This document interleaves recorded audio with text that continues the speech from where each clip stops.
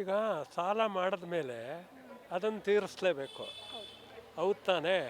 ಬಡಪಾಯಿಗಳಿಗೆ, ರೈತರುಗಳಿಗೆ ಕೊಟ್ಟು ಅವರನ್ನು ಹಿಂಸೆ ಕೊಟ್ಟು ಆ ಬಡ್ಡಿ ವಸೂಲಿ ಮಾಡಿ ಹೈಯರ್ ಡಿನಾಮಿನೇಷನ್ನು ಈಗ ಕೋಟಿಗಟ್ಟಲೆ ದುಡ್ಡು ತಗೊಂಡಿರ್ತಾರಲ್ಲ ಅಂಥವ್ರೆ ಸುಮಾರು ಜನ ಬ್ಯಾಂಕ್ಗೆ ಅಮೌಂಟ್ ರೀಫಂಡ್ ಆಗದೆ ಅದು ರೈಟ್ ಆಫ್ ಆಗಿದೆ.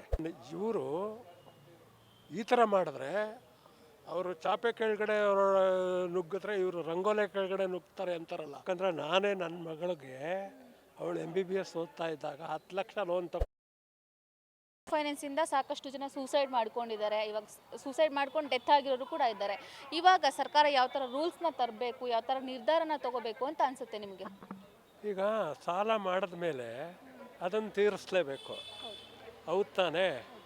ಈಗ ಸಾಲ ಕೊಡೋ ಪದ್ಧತಿ ಇದೆಯಲ್ಲ ಆ ಪದ್ಧತಿನ ಆ ಮೈಕ್ರೋ ಫೈನಾನ್ಸ್ ಇಂದ ಇವರು ಅಧಿಕೃತವಾಗಿ ಯಾವುದು ನಮ್ಮ ಕರ್ನಾಟಕ ಸರ್ಕಾರ ಅಥವಾ ಕೇಂದ್ರ ಸರ್ಕಾರದ ಸ್ವಾಧೀನದಲ್ಲಿವೆ ಅಂಥ ಬ್ಯಾಂಕ್ಗಳಿಗೇ ಅವರು ಸಾಲ ಕೊಡಲಿಕ್ಕೆ ಮತ್ತು ಮರುಪಾವತಿ ಮಾಡಿಕೊಳ್ಳಿಕ್ಕೆ ಅದನ್ನು ಒಂದು ಕಾಯ್ದೆ ಮಾಡಬೇಕು.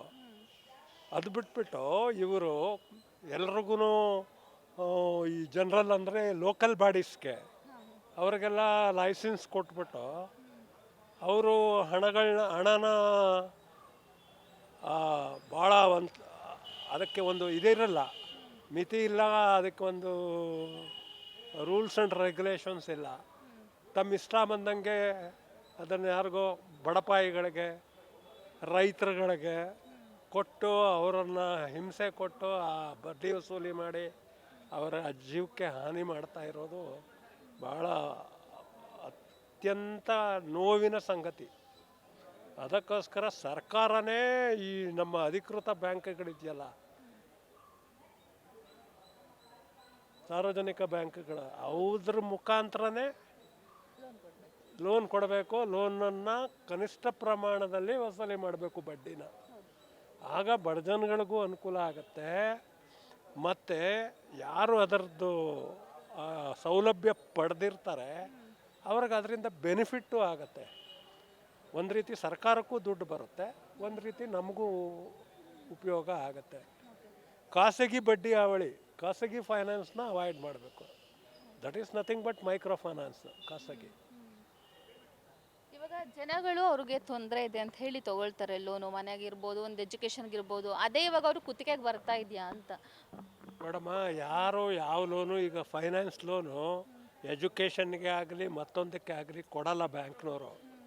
ಸುಮ್ಮನೆ ಅಷ್ಟು ಬೂಟಾಟಕ್ಕೆ ಅಷ್ಟೇ. ಅದಕ್ಕೆ ಇದನ್ನು ಕೊಡ್ತೀವಿ, ಸಬ್ಸಿಡಿ ಕೊಡ್ತೀವಿ, ಕಡಿಮೆ ಇಂಟ್ರೆಸ್ಟಲ್ಲಿ ಕೊಡ್ತೀವಿ ಅನ್ನೋದೆಲ್ಲ. ಯಾಕಂದರೆ ನಾನೇ ನನ್ನ ಮಗಳಿಗೆ ಅವಳು MBBS ಓದ್ತಾ ಇದ್ದಾಗ 10 ಲಕ್ಷ ಲೋನ್ ತೊಗೊಂಡಿದ್ದೆ, ಎಜುಕೇಷನ್ ಲೋನು.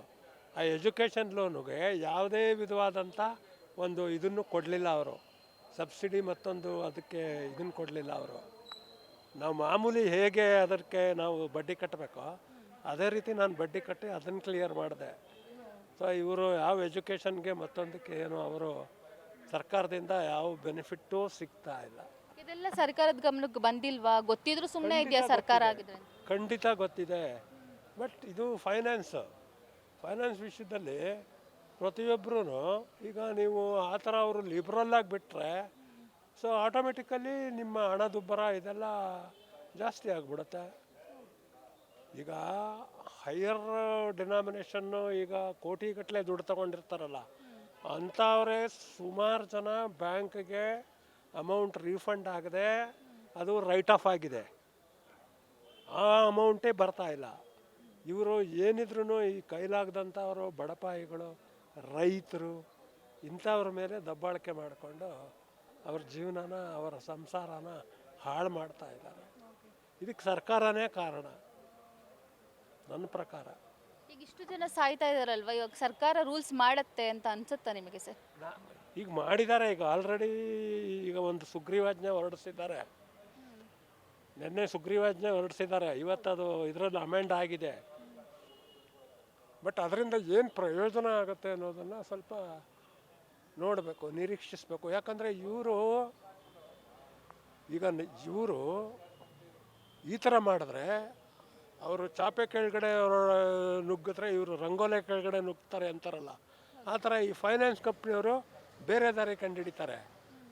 ಅದನ್ನು ಮತ್ತೆ ಇನ್ನೆಲ್ಲೋ ಕೋರ್ಟ್ಗೋ ಅಥವಾ ಇನ್ನೆಲ್ಲಾದರೂ ಅದನ್ನು ಚಾಲೆಂಜ್ ಮಾಡಿ ಒಟ್ಟಿನಲ್ಲಿ ಅವ್ರಿಗೆ ದುಡ್ಡು ಬರಬೇಕು, ಅವ್ರ ಸಂಸ್ಥೆ ಉದ್ಧಾರ ಆಗಬೇಕು, ಅವ್ರಿಗೆ ಹಣ ಬರಬೇಕು. ಜನಗಳ ಒಂದು ಹಿತಾಸಕ್ತಿನ ಇವರು ಪರಿಗಣಿಸಲ್ಲ. ಸರ್ಕಾರನೇ ಆಗಲಿ ಫೈನಾನ್ಸ್ ಕಂಪ್ನಿನೇ ಆಗಲಿ, ಇವರಿಬ್ಬರು ಕೂಡ ಜನಗಳ ಕಷ್ಟನ ಅವರು ಬಗೆಹರಿಸಲ್ಲ. ಇದೇನಿದ್ರು ಬಡಪಾಯಿಗಳ ಜೀವನದ ಒಂದು ದೊಡ್ಡ ದುರಂತ. ಮೈಕ್ರೋ ಫೈನಾನ್ಸಲ್ಲಿ ಲೋನ್ ತಗೊಳ್ತಾ ಇರೋದು, ಸರ್ಕಾರ ಅದಕ್ಕೆ ಏನೇ ಕಟ್ಟುನಿಟ್ಟಿನ ಜಾರಿ ತಂದರೂ ಕೂಡ ಸ್ವಲ್ಪ ಕಷ್ಟ ಇದೆ ಇಂಪ್ಲಿಮೆಂಟ್ ಮಾಡೋದು. Beet plus Karnataka